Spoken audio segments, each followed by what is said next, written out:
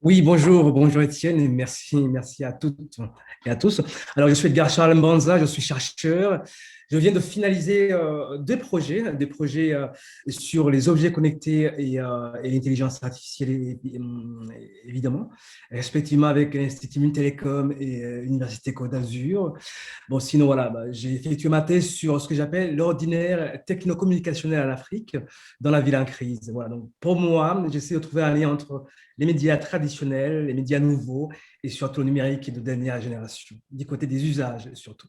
Euh, je voudrais à présent qu'on explore un peu un autre domaine qui n'est pas loin de la communication, mais qui peut paraître un peu particulier, c'est celui de la mobilisation des algorithmes dans les univers de la maladie, du handicap, en quelque sorte, ce contexte singulier-là.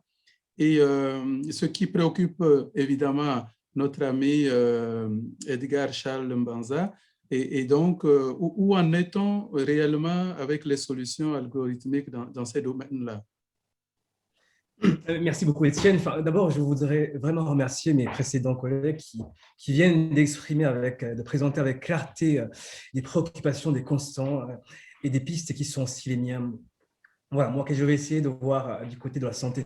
Alors, appréhender l'intelligence artificielle et la santé, enfin, me semble extrêmement pertinent, hein, toujours dans la perspective évidemment de l'histoire et des théories de l'information et de la communication, pour plusieurs raisons en fait. Enfin, le champ de la santé apparaît comme un formidable terrain d'observation pour tous ceux qui s'intéressent aux manières dont la numérisation du monde est en train de s'opérer justement à l'échelle du corps et des environnements de vie, de nos territoires d'intimité, comme le disait Destiny, enfin, de nos émotions et de nos comportements les plus triviaux.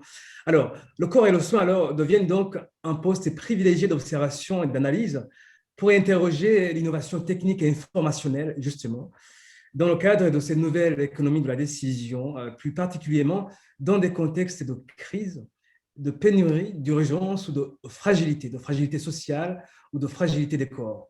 Alors, la captation et l'exploitation, évidemment, des données enfin, s'inscrit aussi dans un processus extrêmement important de convergence, enfin, ou même d'effacement des frontières entre des territoires traditionnellement distincts. Enfin, la santé, par exemple, et le ludique, la santé et les consommations de contenu informationnel classique, via tous ces médias enfin, qui sont avec nous, le téléphone mobile, dans nos environnements de vie, la télévision, enfin, la radio, et enfin, les nouvelles formes de radio qui ne sont pas nécessairement encore présentes en Afrique, mais qui sont là, la domotique, enfin, etc., etc. Et surtout, cette informatique distribuée qui est déjà présente dans nos vies ordinaires. Alors, c'est pourquoi c'est extrêmement important, enfin, en tout cas pour nous, pour les sciences de l'information et de la communication, qui ont cette vocation aussi plurichamp et pluridisciplinaire, de s'intéresser, bien sûr, à la santé, comme on le fait depuis longtemps d'ailleurs. Alors, ce qui est extrêmement intéressant, et mes collègues enfin, l'ont déjà dit, c'est que l'analyse de l'IA dans la santé permet d'analyser de près, enfin, avec une perspective intéressante, la reconfiguration du statut même de l'usager, hein, du récepteur, et qui n'est plus seulement, notamment dans les situations d'usage. Alors, on voit qu'il y a un nouveau système, justement, algorithmique, hein, enfin, sollicite davantage et de manière singulière le travail usagé, hein, le travail patient, comme on le dit dans la santé, et sa participation, en même temps que parfois ça se fait à son insu. Hein, et il en devient non seulement un simple validateur, un simple récepteur passif, mais surtout un co-créateur de valeur. C'est ça qui est original. Mais quand on regarde l'histoire des études justement en sciences médiatiques, on l'a déjà montré d'une manière ou d'une autre. C'est pourquoi c'est extrêmement intéressant de revenir sur les fondamentaux et de lier en tout cas les champs qui apparaissaient extrêmement éloignés. Alors, la question qu'on peut poser, enfin, et nos collègues l'ont déjà évoqué d'une certaine manière aussi, c'est on voit l'intelligence artificielle s'inscrit généralement dans le paradigme du corps augmenté, du corps performant. Hein.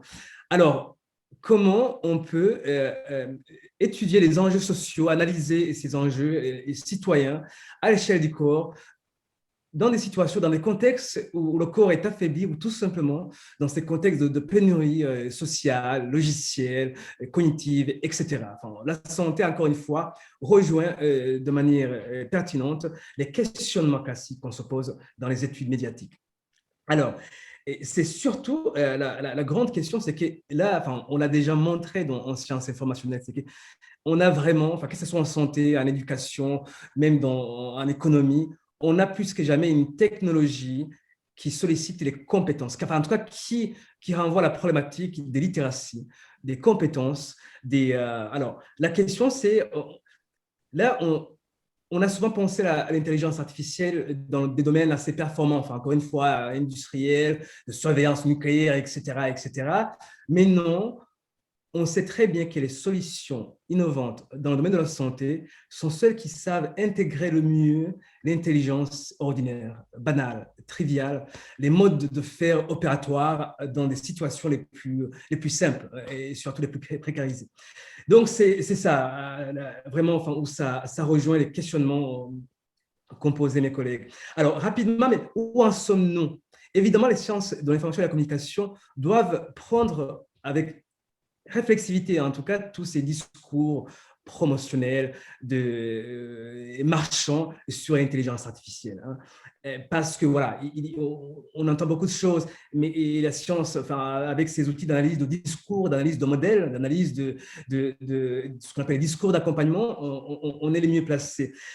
Alors, c'est vrai que les systèmes algorithmiques ne se trouvent pas au coin de la rue partout. Par contre, même que ce soit en Afrique ou dans les territoires précarisés ou fragilisés d'Europe, les citoyens sont déjà soumis à la décision algorithmique via notamment la captation des données, enfin, via notamment des décisions de leur gouvernance et via beaucoup de choses. Alors, en Afrique, on peut, comme dans les territoires précarisés d'Europe aussi, enfin, on peut distinguer trois modes de présence des systèmes algorithmiques.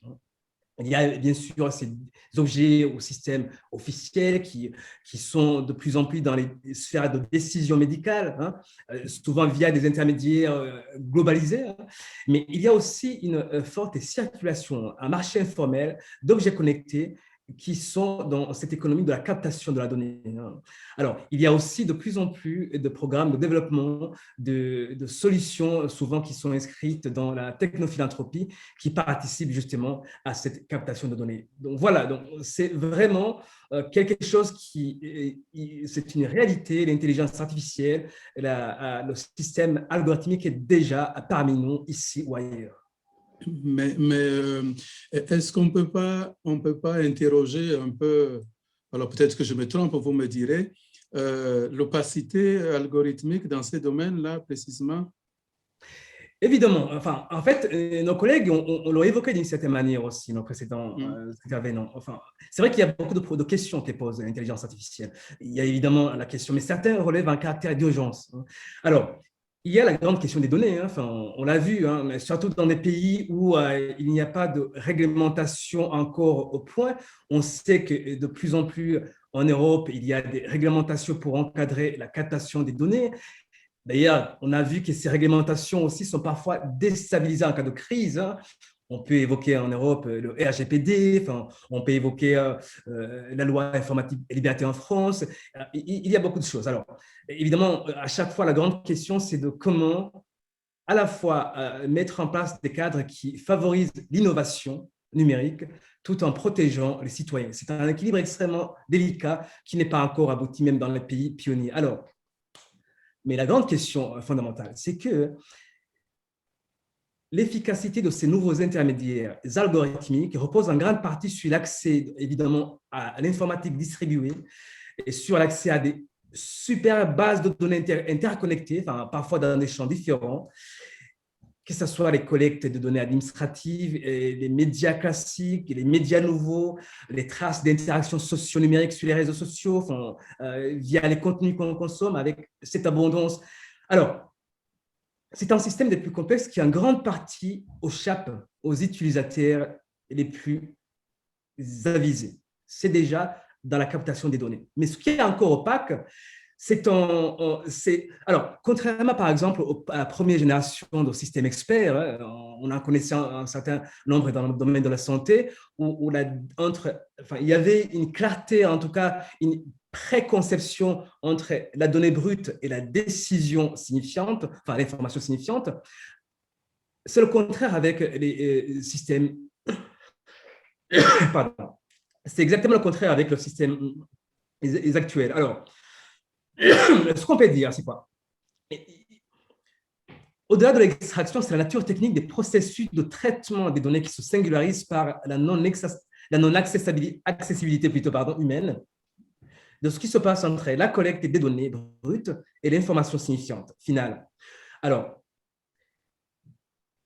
tout ça, cette opacité fait partie de la nature intrinsèque des algorithmes de dernière génération. C'est évidemment l'informatique distribuée, c'est notamment au niveau des modèles d'inférence, des systèmes, des modalités d'apprentissage, notamment de l'apprentissage profond. Alors, il s'agit bien sûr d'un progrès important. On l'a vu notamment en termes d'analyse d'images, par exemple, de reconnaissance des formes, d'exploitation de certaines caractéristiques, par exemple, pathologiques à partir de l'audio, de la vidéo, ou même de différentes données physiologiques dans le domaine de la santé. Mais la question est par contre, du point de vue des sciences humaines et sociales, l'algorithme tend à se substituer tout simplement à l'expression du patient, d'une part, et de l'autre, à la décision, au raisonnement plutôt du médecin, du praticien médecin. Alors, au final, c'est qu'il est évacué les dimensions profondément, fondamentalement sémiologiques et sociales de la maladie et du soin. C'est une grande question, notamment pour les sciences humaines et sociales, et surtout dans mon pays en voie de développement. On sait très bien que la situation de communication entre le médecin et le corps soigné est essentielle. Et surtout, cela, je ne vais pas entrer dans les détails parce qu'on n'a pas le temps, mais ça pose d'importantes questions dans des domaines vitaux, évidemment comme la santé, mais aussi comme la démocratie, comme l'éducation, comme la culture, etc. Merci beaucoup. Je ne sais pas s'il y a une question dans la salle. Et sinon, en attendant, une autre question que j'adresse à nos panélistes, c'est à propos du cas de l'Afrique. Un participant dit qu'on sait très bien que les WhatsApp, Facebook, etc., tous ces grands-là, évidemment, convoitent, j'allais dire, les données qui sont issues, évidemment, données massives issues de l'Afrique, des usagers africains. Et donc, sa question, évidemment, c'est comment aller vers l'intelligence artificielle tout en protégeant un peu de ces ressources-là, quoi.